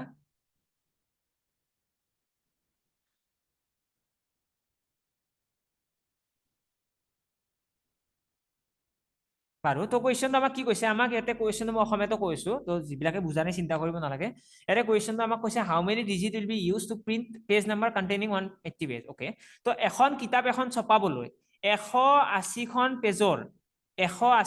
পেজৰ কিতাপ এখন ছপাবলৈ কিমানটা অংকৰ ব্যৱহৃত হ'ব কিমানটা অংকৰ প্ৰয়োজন হ'ব পেজ নাম্বাৰ দিবলৈ ঠিক আছে 180টা পেজৰ ভালকৈ শুনি লোৱা 180টা পেজৰ কিতাপ এখন ছপাবলৈ যিবিলাক পেজ নাম্বাৰ দিব লাগিব ন কিতাপ এখনৰ পেজ নাম্বাৰ দিব সেই পেজ নাম্বাৰ কিমানটা অংক ব্যৱহৃত হ'ব সেইটো হৈছে কুৱেশ্যন তো আমি যেতিয়া কিতাপ এখন প্ৰিন্ট কৰোঁ কিতাপ এখনত ধৰি লোৱা পেজ নাম্বাৰ এনেকৈ দি যাম 1 2 3 4 এনেকৈ দি যাম ন তো এনেকৈ যেতিয়া পেজ নাম্বাৰ কেইটা দি যাম তাত আমাৰ কিমানটা অংক ব্যৱহৃত হৈছে সেইটো কথা সুধিছে ঠিক আছে তো লাষ্ট ইয়াৰ এইটো তোমাৰ হেলথৰ পৰীক্ষাত আহি গৈছে তো এডিআৰিৰ কাৰণে বহুত বেছি ইম্পৰ্টেণ্ট হয় ঠিক আছে তো এতিয়া যদি মই ইয়াতে ক'ব লাগে 180খন পেজৰ কিতাপ কিমানটা অংক ব্যৱহাৰ হ'ব কেনেকৈ কৰিবা কিবা আইডিয়া আছে কাৰোবাৰ কিবা এনসাৰ আহিছে যদি কোনোবা ক'বাত শিকিছা ওকে আহিছে যদি দি দিব পাৰা বাকি মই কৈ আছো কথা নাই তো 180 পেজ বুলি কোৱাৰ লগে 180খন পেজ আছে ন 180খন পেজত অপচন বি আহিছে বাৰু কি আহে দেখা যাওক তো 180খন পেজ বুলি ক'লে আমি কি কৰিম একৰ পৰা আমি এনেকৈ লিখি যাম 1 2 3 লিখি লিখি কলৈকে যাম পুৰা 180 লৈকে যাম 180 পোৱাৰ লগে লগে আমি কি কৰিম ৰৈ দিম আৰু হৈ গ'ল পেজ নাম্বাৰ দিয়া হৈ গ'ল আৰু তো অংক দিয়াৰ প্ৰয়োজন নাই পেজ নাম্বাৰ দিয়াৰ হয়নে কথাটো তো এতিয়া 180খন পেজত যদি পেজ নাম্বাৰ দিব লাগে কথাটো হল আমি কেনেকুৱা সংখ্যা পেজ নাম্বাৰ দিম তো চোৱা যেতিয়া মই 1 2 3 4 5 এনেকৈ লিখিম 6 7 8 9 ঠিক আছে তো 9 লৈকে লিখাৰ লগে লগে মই কিমানটা অংক ব্যৱহাৰ কৰিলো কোৱাচোন কিমানটা অংক ব্যৱহাৰ কৰিলো 9টা পাইছা সকলোৱে বুজি যেতিয়া মই 1ৰ পৰা 9 লৈকে পেজ নাম্বাৰ দিম মই 9টা অংক ব্যৱহাৰ কৰিম হল 9টা অংক তাৰ পাছত নেক্সট আহিব আমাৰ 10 হয়নে তো 10 সংখ্যাটো যেতিয়া লিখিম 10 নম্বৰ পেজটোত যেতিয়া 10 লিখিম তেতিয়া কিমানটা অংক ব্যৱহাৰ হ'ব দুটা অংক হ'বনে নাই এইটো এটা হ'ব দুটা অংক ব্যৱহাৰ হল দুটা অংক ব্যৱহাৰ ইয়াতে তো দুটা অংক যদি ব্যৱহাৰ হয় তেতিয়া হলে প্ৰত্যেকটো সংখ্যাতে দুটা দুটাকৈ অংক ব্যৱহৃত হ'ব 10ৰ পাছত 10 11 12 হয়নে গোটেইকেইটা সংখ্যাতে দুটা দুটা অংক ব্যৱহৃত হ'ব তো সেই কাৰণে আমি কি কৰিব লাগিব আমি চাব লাগিব যে দুটা অংকৰ সকলোতকৈ ডাঙৰ সংখ্যা কোনটো দুটা অংকৰ ডাঙৰ সংখ্যা কোনটো কোৱাচোন 99 হয়নে তো 99ৰ পাছত নেক্সট কি আহিব নেক্সট আহি যাব 100 তো আমাক লাগে দুটা অংকৰ ডাঙৰ সংখ্যা তো দুটা অংকৰ ডাঙৰ সংখ্যাটো হৈছে 99 হল এই চোৱা এতিয়া কথাটো হল 1ৰ পৰা 99 লৈকে 1ৰ পৰা 99 লৈকে কিমানটা অংক ব্যৱহাৰ কিমানটা সংখ্যা থাকে কোৱাচোন কমেন্ট বক্সত কোৱাচোন 1ৰ পৰা 99 লৈকে কিমানটা সংখ্যা থাকে সংখ্যা কিমানটা থাকে তো সংখ্যাৰ কথা ক'লে আমি কি ক'ম যেতিয়া আমাৰ 1ৰ পৰা 99 লৈকে সংখ্যাৰ কথা ক'ব আমি 99টা সংখ্যা কম নে নাই 99টা সংখ্যা থাকে হয়নে তো 99টা সংখ্যা আছে এই 99টা সংখ্যা আমি 9টা পেজ নাম্বাৰ দিলু নে নাই অলৰেডি 9খন পেজৰ পেজ নাম্বাৰ দি দিছো ইয়াতে লিখি থৈ দিছো মই ইয়াতে তো 9খন পেজ নাম্বাৰ দিয়া হৈ গ'ল মানে ৰৈ কিমান গৈছে 99টা সংখ্যাৰ 9টা হৈ গ'ল মানে ৰৈ কিমান গৈছে 90খন হয়নে তো 90টা সংখ্যা মানে কি সংখ্যা দুটা অংকৰ সংখ্যা আমাৰ হাতত টোটেল 90টা এনেকুৱা সংখ্যা আছে যিকেইটা সংখ্যা দুটা অংকৰ সংখ্যা তো যিহেতুকে দুটা অংকৰ সংখ্যা মানে 90টা পেজত আমি দুটা দুটা অংক ব্যৱহাৰ কৰিম হয়নে তো 90টা পেজত যদি দুটা দুটা অংক ব্যৱহাৰ কৰো কিমানটা অংক ব্যৱহাৰ কৰিম টোটেলত 90 পূৰণ 2 হ'ব নে নাই 90 পূৰণ 2 কৰিলে কিমান হ'ব 180 হ'ব 180 তো আমি গম পাই গলো যে 1ৰ পৰা এই যে 99 লৈকে পেজ নাম্বাৰ দিব লাগিব আমি 1ৰ পৰা 99 লৈকে তেতিয়া আমাৰ কিমানটা অংক ব্যৱহৃত হ'ব 1ৰ পৰা যেতিয়া 99 লৈকে আমি পেজ নাম্বাৰ দিব লাগিব আমাৰ কিমানটা অংক ব্যৱহাৰ হ'ব আমাৰ অংক ব্যৱহাৰ হ'ব ইয়াতে 99 টোটেল 189টা হয়নে 189টা অংক ব্যৱহাৰ হ'ব আমাৰ 1ৰ পৰা 99 লৈকে তো 99টা পেজৰ কাম খতম হয়নে তো এতিয়া নেক্সট আমাৰ কাম কিমান বাকি আছে আমাৰ বাকি আছে 100 নম্বৰ পেজটো 101 নম্বৰ পেজ তো এনেকৈ গৈ কিমানলৈকে যাব লাগিব 180 হয়নে তো 100ৰ পৰা 180 লৈকে আমি যাব লগা এতিয়া বাকি আছে টোটেল পেজ কিমানটা আছে এতিয়া এগেইন কথা আগৰ কথাতে আহিল যে মই এখিনি ইৰেজ কৰি দিছো দেই নতুনকৈ লিখি আছো তো প্ৰথমতে আমি পালো 9টা তাৰ পাছত পালো 180 হয়নে 180 পালো টোটেল হৈ গ'ল আমাৰ 189 তো আমাৰ কিমানটা পেজৰ কাম হল 1ৰ পৰা 1 to 99 আমি 99টা পেজৰ কাম কৰি পেলালো হয়নে এইখিনিতে এতিয়া আমাৰ ৰৈ গৈছে 100ৰ পৰা আমাৰ 180 লৈকে তো এতিয়া মই তোমালোকক এটা কোৱেশ্চন কৰিছো 1ৰ পৰা 180 লৈকে কিমানটা সংখ্যা থাকে কোৱাচোন 1ৰ পৰা 180 লৈকে কিমানটা সংখ্যা থাকে তো 1ৰ পৰা 180 লৈকে যদি মই কোৱেশ্চন কৰো তোমালোকে ক'ব লাগিব 1ৰ পৰা 180 লৈকে 180টা সংখ্যা থাকে হয়নে 180টা সংখ্যা থাকে এই 180টা সংখ্যাৰ কিমানটা পেজৰ আমাৰ কাম হৈ গ'ল 99টাৰ হৈ গৈছে তো 180ৰ পৰা 99টা বিয়োগ কৰি দিয়া 180ৰ পৰা 99 গলে কিমান থাকিব ইয়াতে থাকিব 1 ইয়াতে থাকিব 8 ওকে তো 81 থাকিব তো আমাৰ মানে আমি গম পাই গলো যে 81টা এনেকুৱা নাম্বাৰ আছে যিকেইটা তিনিটা অংকৰ হয় নে নাই কাৰণ 99টা তো তোমাৰ দুটা ডিজিটৰে পায়ে গলো 1 ডিজিট আৰু 2 ডিজিটৰ নাম্বাৰ 99টা আছে তো বাকি 81 যিকেইটা নাম্বাৰ আছে 81টা সংখ্যা সেইকেইটা হৈছে কি সংখ্যাৰ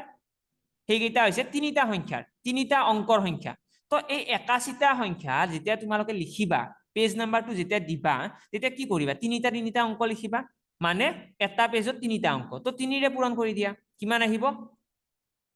3 1 গুণ 3 8 3 গুণ 24 আহিব 24 তো আমাৰ আহিব 243 তো আমি গম পাই গলো যে তিনিটা অংকৰ কিমানটা সংখ্যা থাকে অংক তোমাৰ 180টা পেজ যদি দিব লাগে 100ৰ পৰা 180 লৈকে কিমানটা অংক ব্যৱহৃত হ'ব 243 হ'ব তো এই 243টিও আমি ইয়াতে যোগ কৰিব লাগিব কাৰণ অলৰেডি আমাৰ কি হৈ আছিল 99টা পেজ ইয়ালৈকে হৈ আছিল এতিয়া নেক্সট খিনি যোগ কৰি দিয়া যি আহিব সেইটোৱে হৈ যাব আমাৰ কাৰেক্ট আনসাৰ তো 200ৰ লগত 1 যোগ কৰিলে 300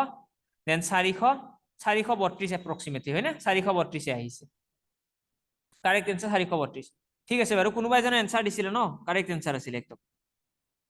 বঢ়িয়া দে একদম বঢ়িয়া 201 নহয় দে 201 নহয় 180 নহয় 81 নহয় এইকেইটা আচ্ছা 81 ডিজিট কৈছিল ন ঠিকে আছে বাৰু ঠিকে আছে দিয়া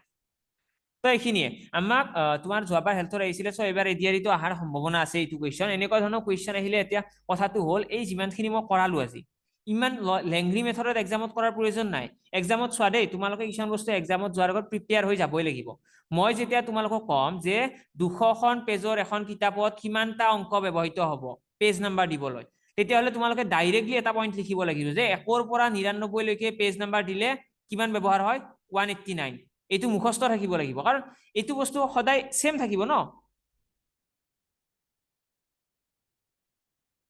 ওকে অসমীয়াত দিব কৈছা নেকি এক মিনিট ৰ'বা দেই ওকে কুৱেশ্যনটো কৈছো তো কুৱেশ্যনটো তোমাৰ হৈছে ইয়াতে আমাক কৈছে যে 200টা পেজৰ কিতাপ এখন ছপাবলৈ কিমানটা অংকৰ ব্যৱহৃত হ'ব 200টা পেজৰ কিতাপ এখন ছপাবলৈ তাৰ পৃষ্ঠাত কিমান পৃষ্ঠাত মানে নাম্বাৰ দিবলৈ পেজ নাম্বাৰ দিবলৈ ৰ'বা দেই এক মিনিট মই কৈছো 200খন পৃষ্ঠাৰ কিতাপ এখনত পৃষ্ঠা নম্বৰ দিবলৈ কিমানটা অংক ব্যৱহৃত হ'ব 200টা পৃষ্ঠাৰ কিতাপ এখন ছপাবলৈ পৃষ্ঠা নম্বৰ দিবলৈ কিমানটা অংক ব্যৱহাৰ হ'ব এইটো হৈছে কুৱেশ্যন তো ইয়াতে আমাক 200টা সংখ্যাৰ কথা কৈছে 200টা পেজ নাম্বাৰ তো 200 কোৱাৰ লগে লগে চোৱা 1 to 99 পেজটো থাকিবই ন 1ৰ পৰা 99টা পেজটো থাকিবই মিনিমাম কাৰণ 200 লৈকে তুমি যাবা কেনেকৈ 99 হৈয়ে যাব লাগিব তো 189 ডাইৰেক্টলি গম পাই গলো এতিয়া আমাৰ 99টা পেজৰ কাম হৈ গ'ল 200টা টোটেল পেজ আছিল তো 200ৰ পৰা 99টো বিয়োগ কৰি দিয়া কিমান হ'ব 101 আৰু এই 101টোৰ লগত আমি কি পূৰণ কৰিম পূৰণ কৰিব লাগিব 3 কাৰণ তিনিটা অংকৰ সংখ্যা এইকেইটা 3 পূৰণ কৰিলে কিমান হ'ল 303 তো এইটো বস্তু ইয়াৰ লগত যোগ কৰি দিয়া 303 যোগ কৰি দিয়া কিমান হ'ব 492 হ'ব 492 আহি গ'ল এনসাৰ বুজিলা পইণ্টটো কেনেকৈ শৰ্টকাটৰ এক্সামৰ এনসাৰ আহিব বুজি পাইছা এইটো থাম্বছ আপ কৰি দিয়াচোন কাৰণ কথাটো হ'ল যেতিয়া আমাক 1ৰ পৰা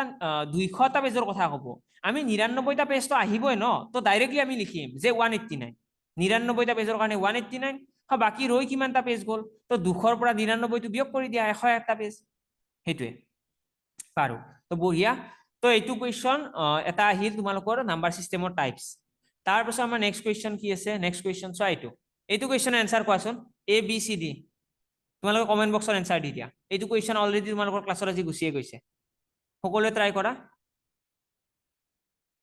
এইটো কুৱেশ্যনৰ এনসাৰ কি হ'ব which among the following is not a irrational number অসমীয়াটো মই কৈ দিছো তলৰ কোনটো এটা অপৰিমেয় সংখ্যা নহয় তলৰ কোনটো এটা অপৰিমেয় সংখ্যা নহয় কোৱাচোন ট্ৰাই কৰা সকলোৱে ট্ৰাই কৰা কাৰেক্ট এনসাৰ আহিছে বাৰু পূজা বঢ়িয়া দে পূজা একদম ওকে এনসাৰ কৰিছা বাৰু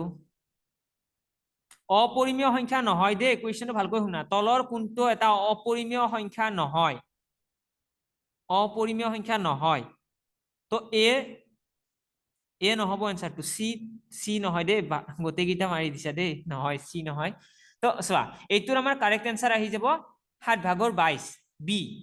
কাৰণ বিটো চোৱা বিটো যদি তোমালোকে মন কৰা এইটো 7/22 হয়নে তো 7/22 বুলি কোৱাৰ লগে লগে কি হ'ব এইটো ভগ্নাংশ হয়নে এটা আৰু ভগ্নাংশ বিলাক কি পৰিমেয় সংখ্যা আৰু পাইটো কি হয় পাইটো মই অলৰেডি কৈছো পাইটো হৈছে অপৰিমেয় সংখ্যা তো পাইটো হোৱাৰ চান্সে নাই এটা চোৱা 5 + √3 আছে √3 টোৰ তোমাৰ বৰ্গমূল আহিব জানো √3 তো বৰ্গমূল নাহে তো √3 টো কি হৈ যাব ৰং এনসাৰ তাৰ পিছত কি আছে 2√5 আছে 2√5 টো কি হ'ব √5 ৰ বৰ্গমূল আহে জানো নাহে তো অপচন দিও ইনকাৰেক্ট মানে কাৰেক্ট এনসাৰ কি হ'ব 7/22 হল বাৰু ভালো কিজনে কাৰেক্ট এনসাৰ দিছা বাকি অহাকালি কন্টিনিউ কৰিম ঠিক আছে বাকি আজি মই যিমানখিনি দিলো গোটেইখিনি তোমালোকে ৰিভাইজ কৰিবা গোটেইখিনি বস্তু যাতে মাইন্ডত থাকে কি হয় নাম্বাৰ সিস্টেম বুলি কোৱাৰ লগে লগে মই যদি তোমালোকক এটা কুইক ৰিভিজন দিব লাগে চাবাদে মই কুইক সামাৰি এটা কৈ দিও গোটেই ক্লাছটোৰ কুইক সামাৰি এটা আমি আজি ক্লাছটোত কি কি শিকিলো তো স্টাৰ্টিংত মই তোমালোকক কলো এটা ৰিয়েল নাম্বাৰ বুলি হয়নে ৰিয়েল নাম্বাৰ মানে কি বাস্তৱ সংখ্যা যিবিলাক সংখ্যা আমি ভাবিব পাৰো যিবিলাক ভাবিব নহয় এটলিষ্ট লিখিব যিবিলাক সংখ্যা আমি লিখিব পাৰো সেই গোটেইবিলাক সংখ্যা কি সংখ্যা ৰিয়েল নাম্বাৰ হয়নে তাৰ পিছত আমাৰ এটা কি আহে এটা নেক্সট আহিব আমাৰ ভগ্নাংশ এটা আছে তো ভগ্নাংশ কোনবিলাক যিবিলাক সংখ্যা তোমাৰ এনেকৈ লিখো 2/1 তো যিবিলাক সংখ্যা ভগ্নাংশত লিখা হয় সেইবিলাক ভগ্নাংশ তাৰ পিছত আমি কি কৈছো ভগ্নাংশৰ ভিতৰত আৰু কেইটামান সংখ্যা আছে যিবিলাক সংখ্যাৰ ওপৰৰ সংখ্যাটো সৰু তাক কি বুলি কয় প্ৰকৃত ভগ্নাংশ যদি ওপৰৰ সংখ্যাটো ডাঙৰ হয় 5/9 হয় তেতিয়াহলে এইটো কি কয় অপ্ৰকৃত ভগ্নাংশ যদি এনেকুৱা টাইপৰ ভগ্নাংশ পাও 7/2 তো এইটো কি কব মিশ্ৰ ভগ্নাংশ হয়নে তো ভগ্নাংশৰ ভিতৰত এই তিনিটা বস্তু তাৰ পাছত আমি নেক্সট কি শিকিলো নেক্সট আমি শিকিছো ৰিয়েল নাম্বাৰৰ ভিতৰত বহুত সংখ্যা আছিল তাৰ ভিতৰত এটা আছিল পজিটিভ যোগাত্মক সংখ্যা কোনবিলাক যিবিলাক সংখ্যাৰ আগত যোগ চিন থাকে বিয়োগাত্মক সংখ্যা কোনবিলাক ঋণাত্মক সংখ্যা -1 -2 এইবিলাক হৈছে ঋণাত্মক সংখ্যা হল তাৰ পাছত আমাৰ নেক্সট কি শিকিলো নেক্সট আমি শিকিলো স্বাভাৱিক সংখ্যা কোনবিলাক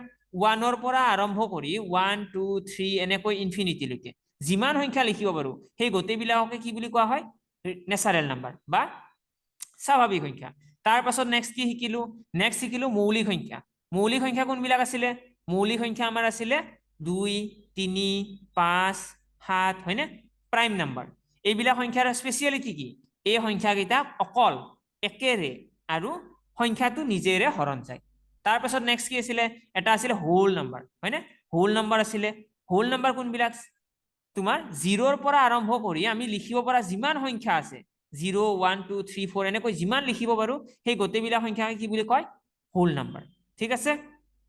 হল কুইক ৰিভিজন এটা হৈ গল গোটেইখিনি ক্লাছৰ তো এই যিটো সিস্টেমৰ মই তোমালোকক কলো তোমালোকে ট্ৰাই কৰিবা গোটেইবিলাক বস্তু যাতে এনেকৈ মনত ৰাখা এনেকুৱা নহয় যে পাহৰি যোৱা ঠিক আছে তো থ্যাংক ইউ এভৰিওয়ান নেক্সট লগ পাম আৰু সোমবাৰে লগ পাম আজিৰ কিবা ডাউট আছে নেকি ডাউট আছে যদি কোৱাচোন সুধি ল'ব পাৰিবা এতিয়া